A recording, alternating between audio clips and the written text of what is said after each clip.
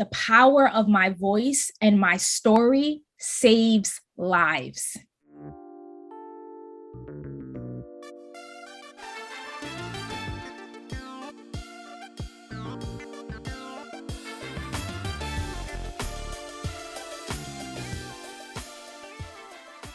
You're listening to the Redefining Wealth Podcast with Patrice Washington.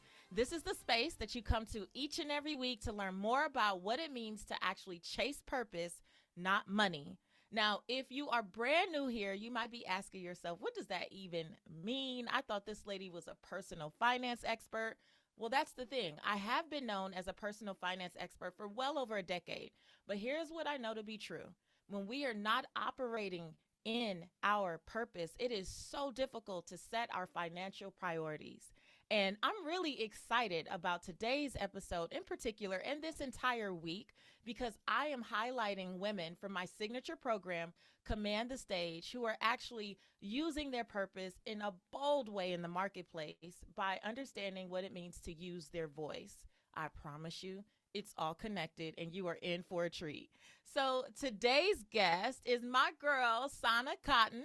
Sana Latrease Cotten is the founder and president of Unashamed, Inc., a 501c3 nonprofit organization fostering emotional health in disadvantaged families that have experienced incarceration, foster care, and teen pregnancy.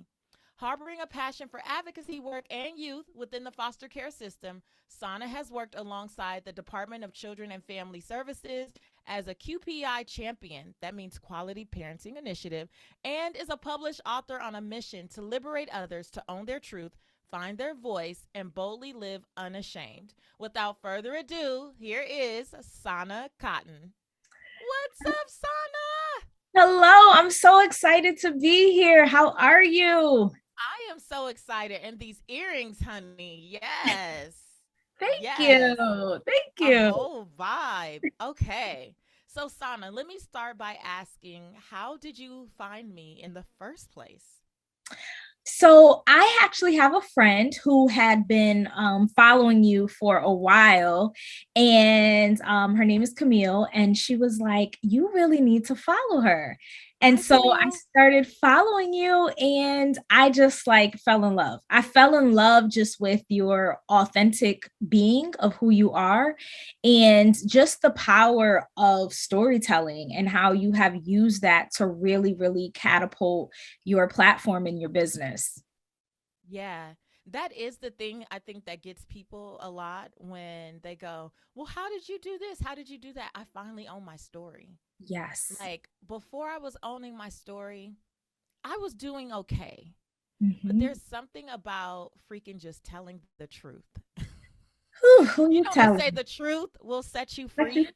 Mm-hmm. I used to tell a very high level mountaintop, like, oh, I went to University of Southern California and I graduated with honors and I started this business that became a 7-figure business. And now here I am. I want to help you. But I skipped every valley. Yes. When I first started because I thought that would take away from credibility. Mm-hmm. But when I started to own my story and tell the truth, it actually added to the credibility because then I became more relatable. Yeah, I know that to be true in my own life. Went through that same experience. Yeah. So tell us some of your story.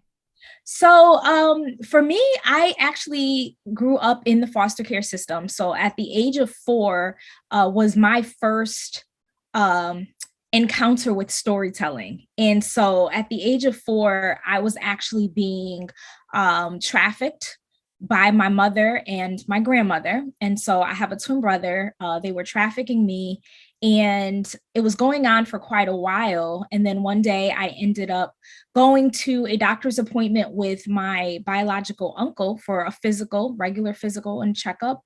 And at this physical, when they went to perform the physical, I began to scream. And that was a red flag for the doctors and the nurses. And so they proceeded to ask me what was happening. And I told the story that men had been touching me and doing things to me. And at that point, of course, the authorities were called, Department of Children and Family were called, and we were placed into foster care.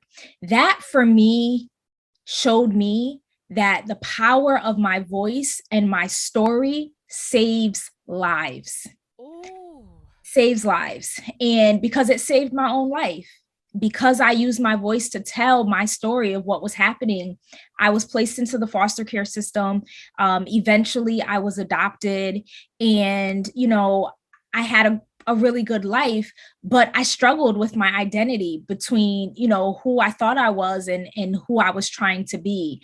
And it was a big struggle for me. And eventually I had this epiphany that if I got married, everything would just magically be okay. And so I did. I ended up getting married, and I met this amazing man who turned out to be the son of a pastor. And so I entered into this first family.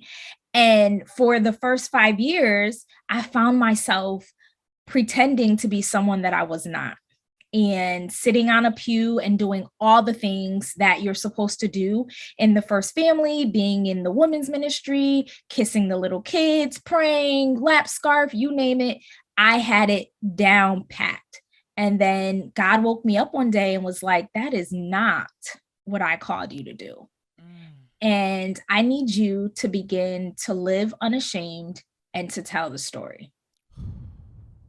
And when I began to tell my story of just being trafficked, becoming a teen mom, being in foster care, being a high school dropout, all those different things that were my story, I found that the very people that I thought would support me were the ones that were ashamed of my story and wanted me to keep my mouth shut.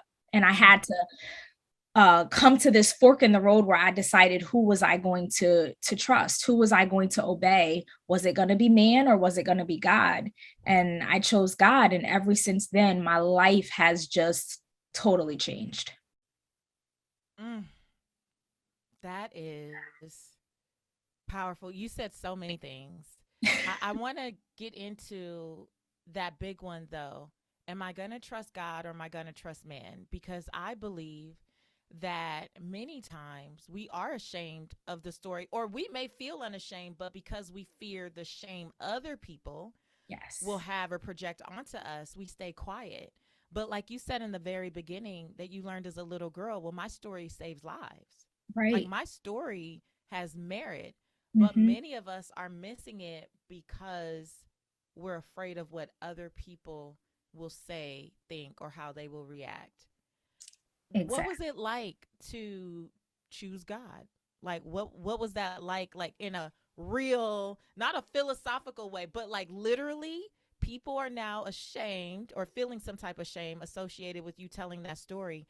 Did you have to like leave people behind, stop dealing with some folks? What did it look like? So it was very hard, because when I gave God my yes, he came with some very direct directions and instructions. And I first had to go through a healing process, which was one-on-one with he and I. Like, he had to literally tear me down and then rebuild me so that I would be ready to face those people.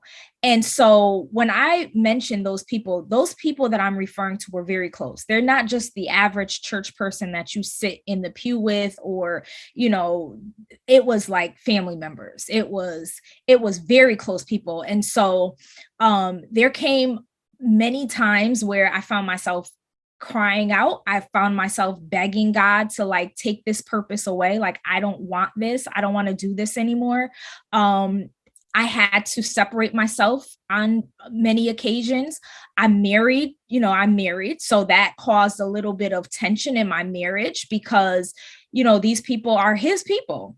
And so it became, tense in our marriage, and it was a lot of work. Now, when I gave God my yes and he said, I want you to tell the story, y'all, he meant tell the story. So literally the idea that he downloaded to me was a t-shirt, and the t-shirt on the front said, I have a story that will make you believe in God.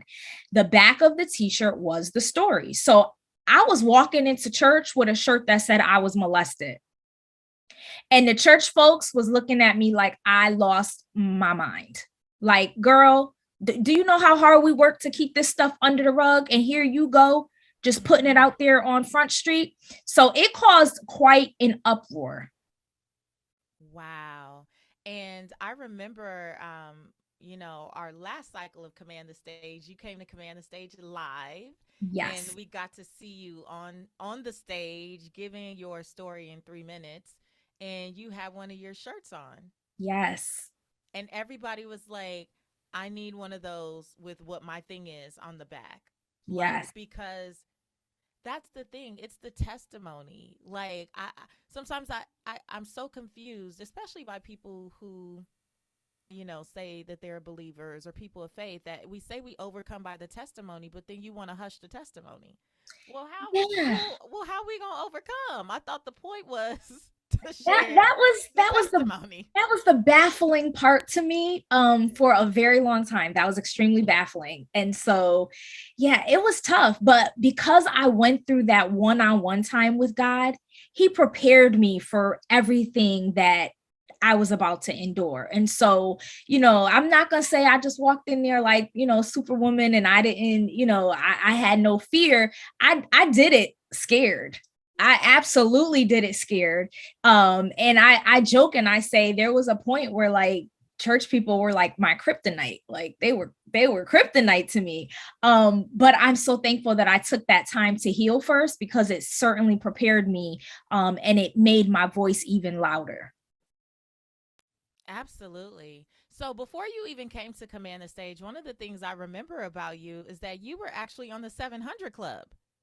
I was. Like, well before. So you were on the 700 Club, which is big. I know you guys already Mhm. know what that is. And you had already been out sharing your story. So why did you feel like you needed to come to something like Command the Stage? Oh, so that was, let me tell you guys, Command the Stage literally was so necessary for me. And Patrice is right. I was on the 700 Club. I had been traveling many places, already sharing my story. And in June of 2021, my son was involved in a major car accident. And there was a lot of stuff that happened in 2021 that was very tough for me. And it was great things and it was scary things, but I've been a storyteller my entire life. So I felt like God had given me this like grace to tell stories, and they were always my own personal stories. And then in 2021, I found my biological father's family. I had been trying to find my biological family for years. So that was January. I started out 2021 finding them. By June of that same year, my son was involved in this car accident.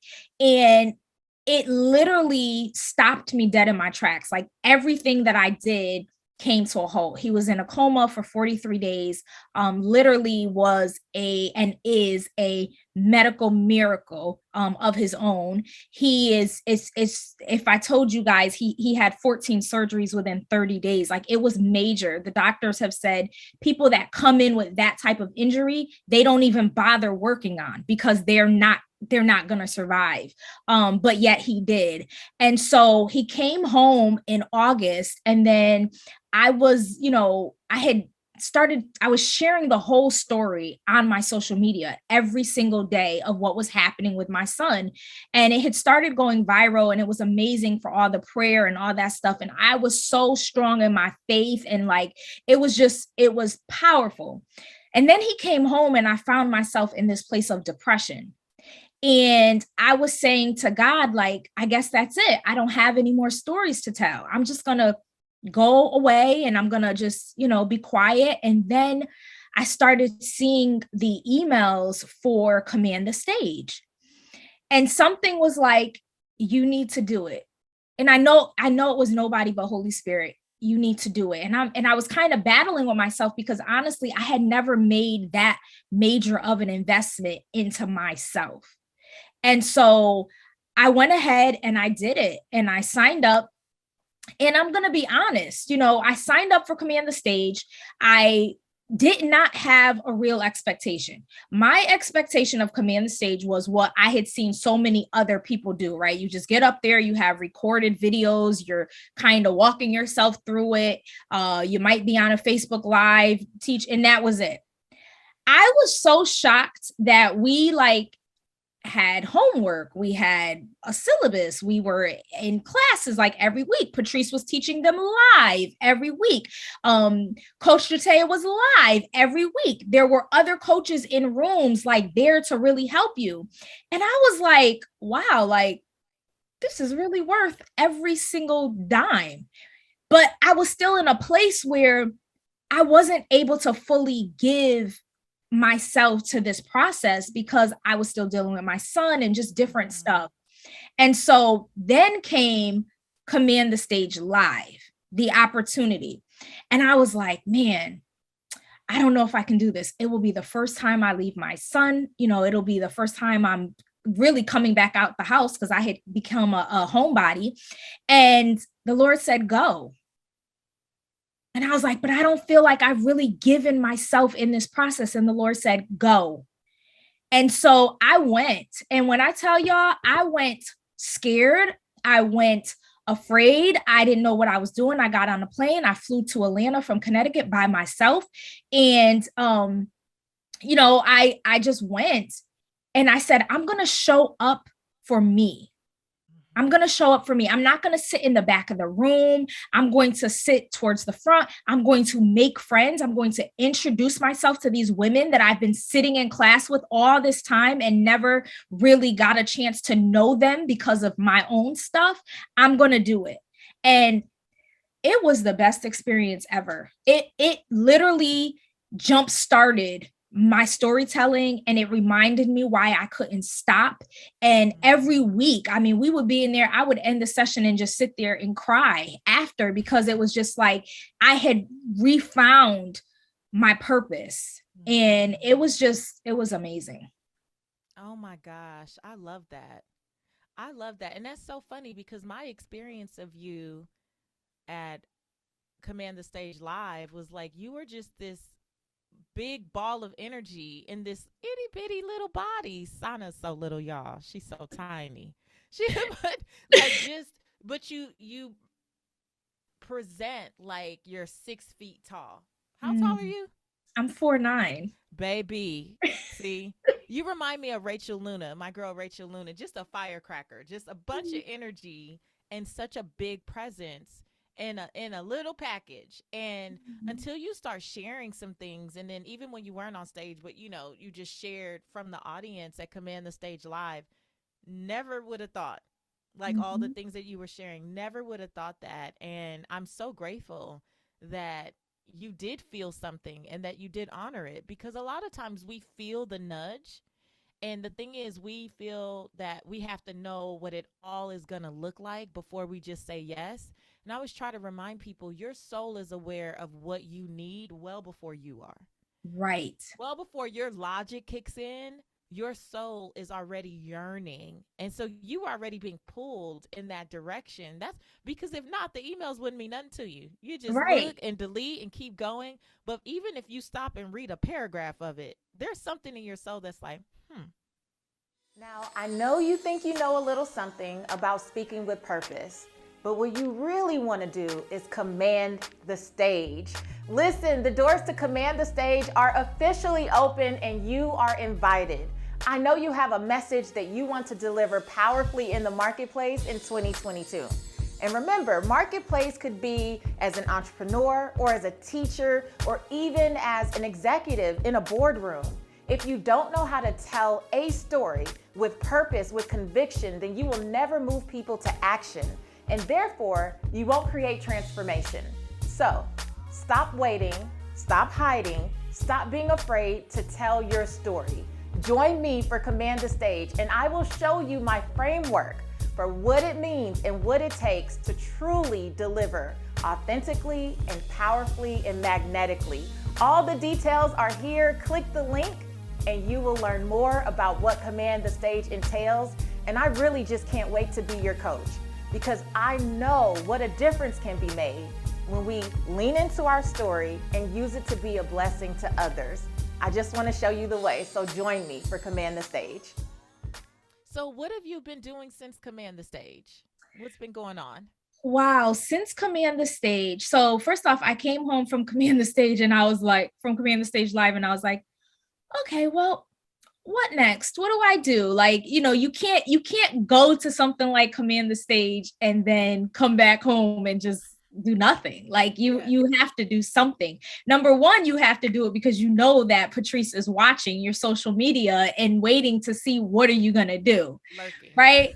So it's like you can't just come home and do nothing. So I really began to kind of throw myself back into my nonprofit organization. And a big part of that is me opening my mouth and telling my story. And God had made that very clear to me in advance that the people that would donate and that would, give, it would be because they were drawn into my story. Yes. And everyone that I in my nonprofit work with is people that are like me, that have gone through what I've gone through. And so they needed to see the real life me. So I've been doing different podcast interviews. I do a lot of speaking with Department of Children and Family, just really trying to get more people involved in the foster care system and stepping up and just bringing awareness to the system. And I've started writing a second book, it's taken me forever. So I've been doing that. But a big part of it is really just showing up authentically me, and really just showing up, because for a while I wasn't posting on social media anymore. I just kind of was over it. And so I've been back in gear and just getting my feet wet again. I love that. Okay, so the coach in me. Don't say that it's been taking you forever to write that second. Some people have been sitting on a book for 10 years, Sana. Like, okay, you talking about like 6 months. Girl, stop. Like, no, that's not forever. When I was writing my last book, Redefine Wealth for Yourself, I wanted to write it in 2017, 2018. And then life, I ended up in an MBA program and the pandemic and all these things were just happening. And it didn't come out until my 40th birthday last year in 2021. But that was the best time because there were so many stories that needed to happen. Like there were so many things that needed to happen for it to be what it was supposed to be. Yes. So a day earlier would have been too premature, right? Yes. Because there were client testimonies that I shared in the book. Well, I hadn't met those people in 2017, 2018. Command the Stage didn't exist. Purpose the Platform didn't exist. Like all the things that I do now didn't even exist at that time. And the book would have quickly become antiquated. So, right. The coach in me, give yourself some grace. Yeah, I'm trying. And I turned 40 in October. So Yay. So I'm really trying to do some things. I've lived a very structured life because of being in foster care and trying to control, life. So I've lived a very structured life, which means that I haven't lived life. And so I am taking some time leading up to my 40th to do some things on my bucket list. I mean, and there's little things and there's major things like try sushi, which is very small, but things that I just have never wanted to do. So I'm taking time to do that. And I want to mention one other amazing thing that happened at Command the Stage that Patrice probably does not even know happened was I actually met my birth uncle for the first time the last day of Command the Stage Live. So I remember that he was going to pick you up, right? Yes. And so my sisters that I made through Command the Stage Live were there and able to support me when I met my biological uncle for the first time at the hotel. And so that was just amazing just to this happened here. Like there were so many things that, I look back and I'm like, that's why God said go. Like there were so many little things. And I met a good friend, Sophia, through Command the Stage Live. She's like my CTS best friend. And so, you just make good relationships. And it really was a full circle experience. Oh my gosh, I love that. And since you mentioned that, one of the things that I have to say to anyone listening, I know sometimes when you're, in pursuit of your purpose, when you're unclear, you tend to want to isolate. Mm-hmm. One of the things that I really am just so grateful for, it is a blessing, but the community that we cultivate between Command the Stage and Purpose to Platform is literally like no other. Right. Like it is such a beautiful space if you allow. So even if you felt like, well, I was holding back, during Mhm. the 6 weeks of training that is all Right. virtual, and then you came to the live, it was like nothing. It wasn't like, I don't really Right. remember her sharing much. I don't, right? And you were active. You were active in the Facebook group. I do remember seeing, Hmm. you post and encourage other people, but like, it's one of the most welcoming and inviting spaces where people genuinely want to see you chase purpose. If Yes. you don't have the right heart and the right spirit, you're not even attracted to being in these spaces. And I say that from the Exactly. welcome orientation. from It it was you know amazing. Like walking in the first day and like, you're like, oh, Sana, Sophia, Tamika, oh my gosh, like that was so exciting. Like, give me a hug. Oh my goodness, and we just a hugging, COVID going on, but we didn't care. We was just like, give me a hug, girl. We had a good time. Just we really, really made friendships, and then it's the part where you have to remember everybody has a different purpose, right? Everybody has a different business, they have a different audience. So getting to after Command the Stage Live and everyone's on different podcasts and they're pairing up and doing events together and seeing that camaraderie and everybody, working together to push each other forward is really something that like money can't buy, right? Money, you can't, there's not enough money to really buy those type of relationships and those opportunities. And so I've had the opportunity to be on podcasts, and even people send other people to them like, listen, I got somebody for your podcast, you know what I mean? Like, I got somebody for your event. And I think that that's just beautiful. You can't just make that up. It's something that is just created by being there.